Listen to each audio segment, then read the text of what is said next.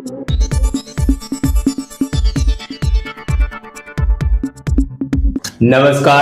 જોહાર। આજે વાત કરીશું વલસાડના ધરમપુરની। વલસાડમાં ધરમપુરમાં જે કંપનીઓ છે, કંપનીઓ ઘણા ભાગેની મોટા ભાગેની કંપનીઓ જે છે, એ કંપનીઓમાં આદિવાસી વિસ્તારના મજૂરોનું શોષણ થતું હોય છે। આ પણ એવી જ ઘટના છે। રાજ ઉફાઈ ડિવાઇન્ડર પ્રોડક્શન એન્ડ સર્વિસ નામની કંપની છે। કંપનીમાં મહિલાઓ કર્મચારીઓ છે અને મહિલાઓનું શોષણ કરાતું હોવાની ફરિયાદ સરકારના ધારાધોરણ મુજબ વેતન પણ ન ચૂકવવાથી લઈ આજે હડતાળ ઉપર બેઠા હતા। જે પગાર વેતન છે તે ધારાધોરણ મુજબ મળતો નથી, તેના માટે અમે હડતાલ પર ઉતરી રહ્યા છીએ।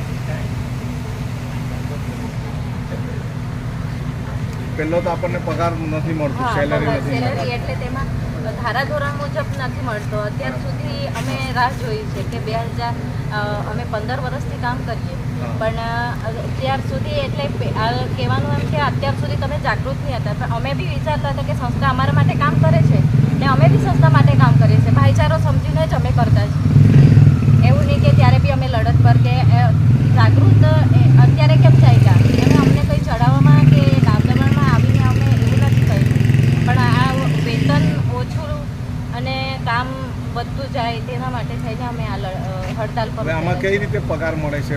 10 વર્ષ જૂના કર્મચારીને 2 વર્ષ જૂના કર્મચારીને એવો કંઈ સ્લેબ છે આપણો? બધાને સરખું જ મળે? સરખા જ મળે? અમુક જ બહેનો એવા છે જે લોકો હેડ બહેનો છે જે બહુ જૂના છે, 10 વર્ષ છે, કોઈના 17 વર્ષ છે, તો વધારેમાં વધારે કેટલા 10, 10.5, તો એ પ્રમાણે બી એટલા વર્ષોથી એ લોકો કામ કરે છે, તો આજના પગાર ધોરણ મુજબ જે એક વ્યક્તિનો રોજ હોવો જોઈએ એટલો તો કોઈનો નથી અહીંયા, તો પછી એ પ્રમાણેનું હોવું જોઈએ। અને જે બહેનો છે એ લોકો પાસે લોડિંગનું જે કામ આવે છે, ધારો કે 300 તેલના ડબ્બા આવ્યા હોય કે 500 આવ્યા હોય, ઉતારવાના અમારે જ, અમને કોઈ ભાઈઓની મદદ નથી મળતી, જ્યારે ભાઈઓ બધાનો સેલેરી બધા બહેનો કરતાં તો વધારે જ છે। અને અસમાન વેતન છે, મતલબ સરખું જ હોવું જોઈએ, ભાઈઓનું બહેનોનું સરખું જ હોવું જોઈએ। અત્યારે જોવા જઈએ તો સ્ત્રી સશક્તિકરણ મહિલાઓને અને અમારી વુમન એમ્પાવરમેન્ટ જ છે। નાદલી બેન ને લખપતિ બેન ને મારી બેન ને બધું જ કરે, પણ પગાર આપે નહીં। એટલે અમે આ વાત કરી ચૂકેલા કે આ પણ હડતાળને સપોર્ટ કરવા માટે મહિલાઓને સપોર્ટ કરવા વાસ્તાના ધારાસભ્ય અનંત પટેલ પણ પહોંચ્યા હતા। ધરમપુર તાલુકામાં આવેલ રાજ ઉફાઈ ડિવાઇન્ડર પ્રોડક્શન એન્ડ સર્વિસ નામની કંપની દ્વારા મહિલાઓ સાથે સરકારી ધારાધોરણ મુજબ વેતન ન ચૂકવી આદિવાસી વિસ્તારોના મજૂરને વેતન ન ચૂકવે તો શું કરી લેશો એવી ધમકી પણ આપતા હતા।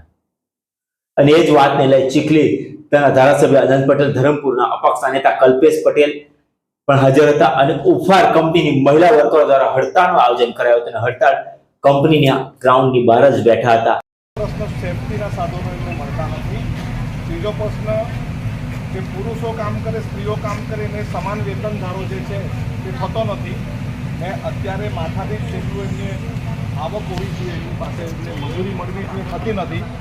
8 કલાકથી વધારે એમના પ્રશ્ન છે જે ખરેખર જેન્યુન છે, સરકારી ધારાધોરણ પ્રમાણે પણ જેન્યુન છે, તો એ પ્રશ્ન વિશેની અમે વાચા એમને આપવા મદદ કરવા આવ્યા છે। તમે બી અમને મદદ કરો એવી અમારી લાગણી છે। આપણે સોલ્વ કરવું છે, કાલે પર આવેલા આપણે જે છે જે તમારું હકનું આપણે બધું આપણે આપવું છે, એમાં કોઈ ના જ નથી।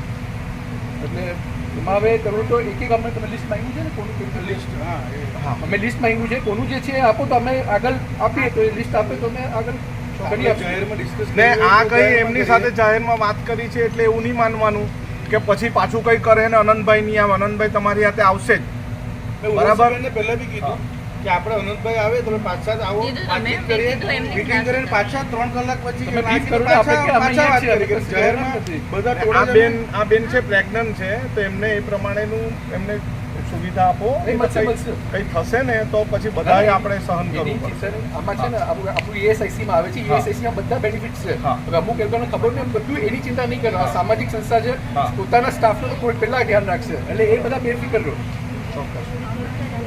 હવે આપણા જે બી છે જ્યાં સમગ્ર બાબત રજૂઆત કરવામાં આવી, કંપનીના હોદ્દેદારો સાથે વાત કરવામાં આવી અને કંપનીના મેનેજમેન્ટ સાથે ધારાસભ્ય અનંત પટેલ, કલ્પેશ પટેલ અને સમગ્ર બહેનો દ્વારા ચર્ચા કરવામાં આવી અને ત્યારબાદ એમણે જે પણ એમની માંગણી હતી, એમની જે પણ ડિમાન્ડ હતી, જે પણ એમને સેફટી ઇક્વિપમેન્ટની જરૂર હતી, એ બધી જ વસ્તુ પ્રોવાઈડ કરવામાં આવશે। એ કંપનીએ પણ બાંયધરી આપી છે અને આગામી ટૂંક સમયમાં જ એના ઉપર કાર્યવાહી કરવામાં આવશે। જે પણ એમની માંગણી છે એ પણ સ્વીકારવામાં આવશે અને જેથી કરીને સમગ્ર મામલો થાળે પડવા.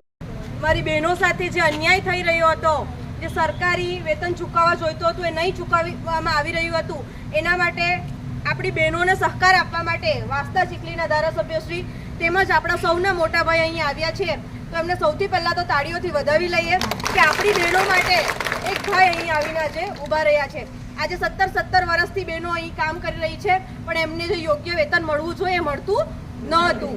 આજે તમે સૌ સાથે ભેગા થયા ત્યારે કલ્પેશભાઈ, ધીરજભાઈ, દક્ષાબેન તેમજ સૌ જે અહીં ભેગા થયા અને પત્રકાર મિત્રો, આપણે એમનો પણ આભાર માનીએ કે આપણા મહિલાઓનો જે અવાજ, આપણે જે અવાજ દબાયેલો હતો એ અવાજને બહાર લાવવાનું કામ પત્રકાર મિત્રો પણ આજે કરી રહ્યા છે. અને આપણને સંસ્થા દ્વારા પણ આશ્વાસન આપવામાં આવ્યું છે અને આગળ જતાં પણ જ્યારે